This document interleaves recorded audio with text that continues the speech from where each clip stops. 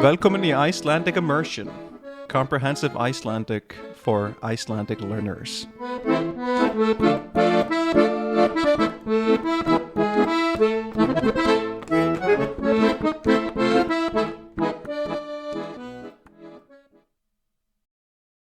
Góðan dag og vertu velkomin í þátt nummer 5 af þessu hlaðvarpi.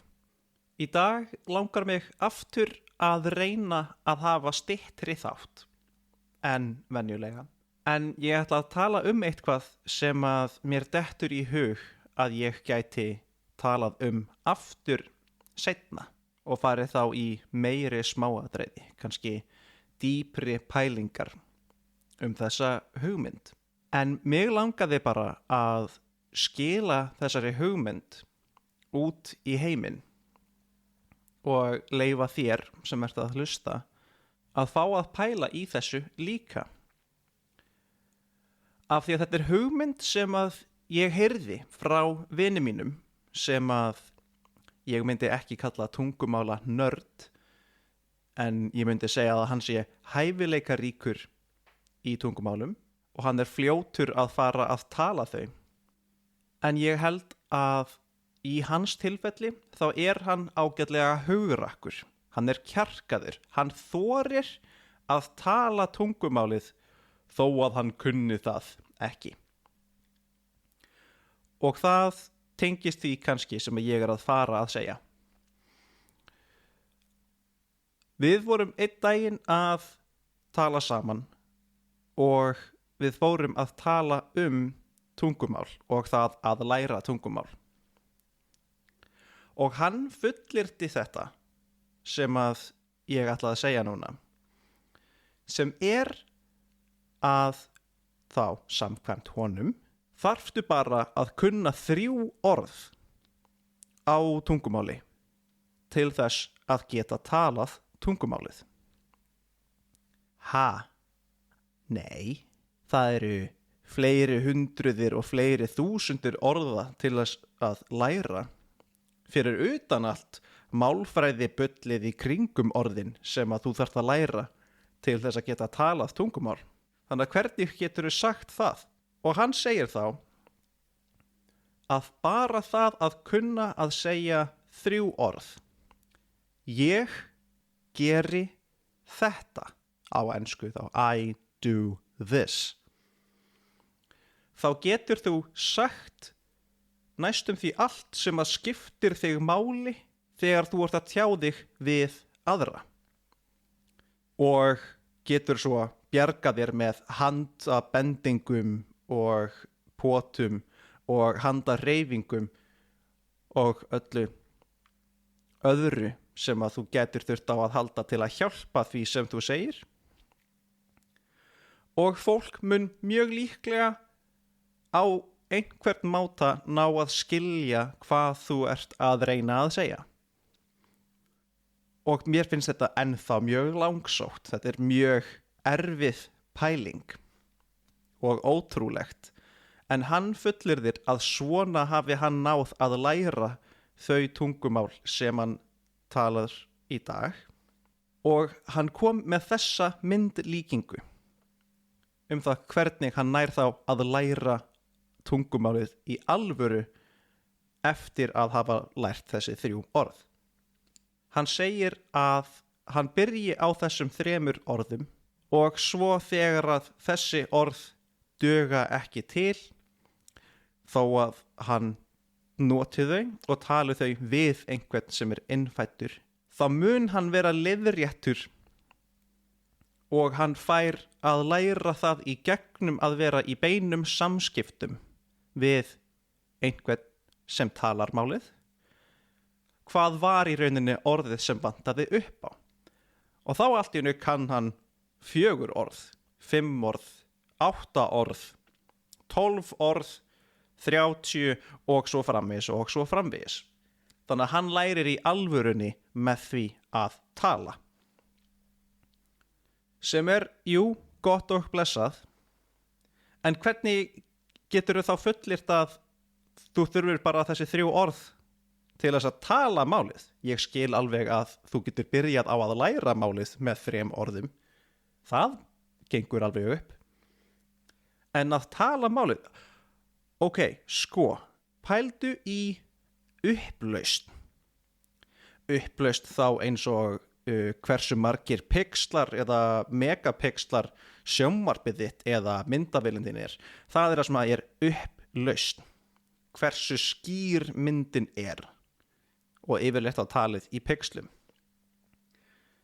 Sjáðu fyrir þér tölvuleikja persónuna Mario úr Super Mario Bros. Þá.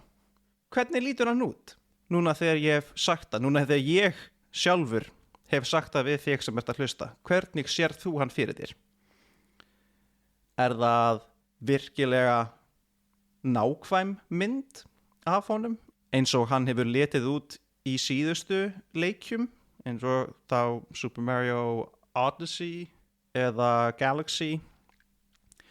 Ferð að hugsa Super Mario 64, þar sem að hann birtist í fyrsta sinn í þrívídd, eða sástu hann fyrir þér eins og hann leit út í alveg fyrstu leikjunum, þá 1 og 2 og 3 og Party og allir þessi leikir. Hvaða útgáfu sér þið fyrir þér?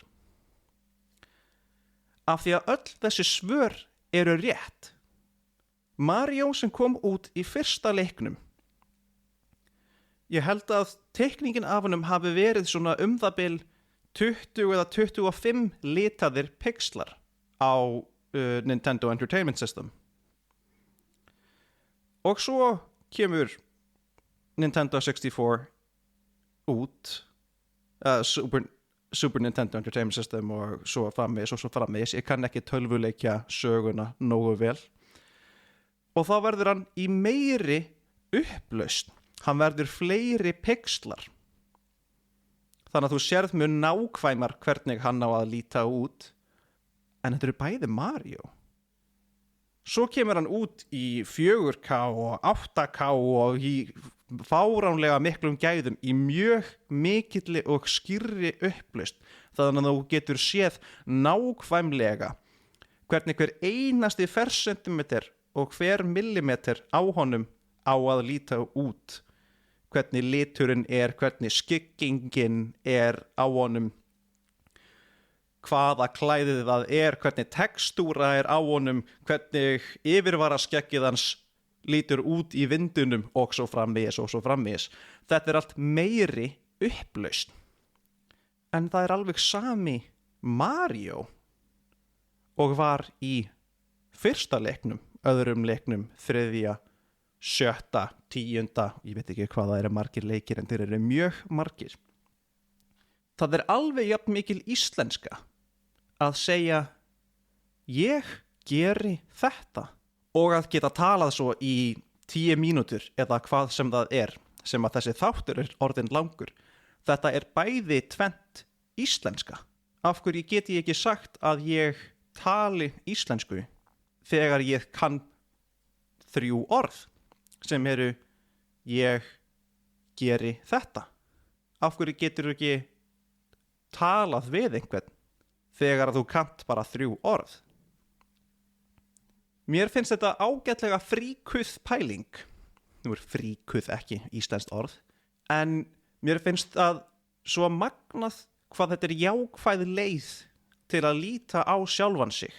Því að það eru margir sem að byrja að læra tungumál og gefast upp áður en þeim tekst að fara nógu langt.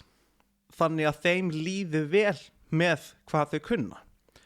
Að þau kunni fyrstu 500 eða 300 mikilvægastu orðin í þýsku eða frönsku og hugsa, en ég kann ekkert frönsku. Jú, kanntu að segja ég geri þetta. Þá kanntu að fullyrða eitthvað. Þú kannt að segja eitthvað frá þér sem að er eitthvað sem að er viðeigandi þegar að þú ert að fullyrða þetta. Og svo má restin koma á meðan þú ert að tala við einhvern sem að kann þá frönskuna til að hjálpa þér að fylla í upplausnina.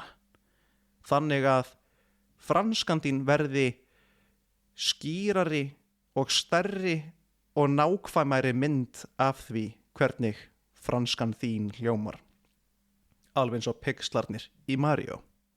Mér langaði að skilja þetta eftir hjá ykkur og sjáum til hvort að ég muni kannski heimsækja þessa hugmynd aftur seinna. Mér tókst ekki alveg að hafa þetta stuttan þátt eins og ég ætlaði mér, en ég vona að þú hafir notið hans þrátt fyrir það og að þú hafir nennt að hlusta allan tíman. Ef þú hefur náð svona langt, þá þakka ég þér fyrir að hlusta og þangað til næst. Takk og bless. Hello again, it's me. Now in the wrong language. I just wanted to let you know that if you're interested in seeing a transcription of this episode that you just listened to, or any of the other episodes, then that's available to you through my Patreon page. That's going to be within the Linktree link that you're going to see in the description of this episode. So if you're interested in finding the Patreon page, the Facebook page of the show, or even my teaching page on italki, then all of that's going to be found underneath that little umbrella that is the Linktree link there. So don't be shy, click away. Thanks again for listening, and hope you'll come again. All right, take care.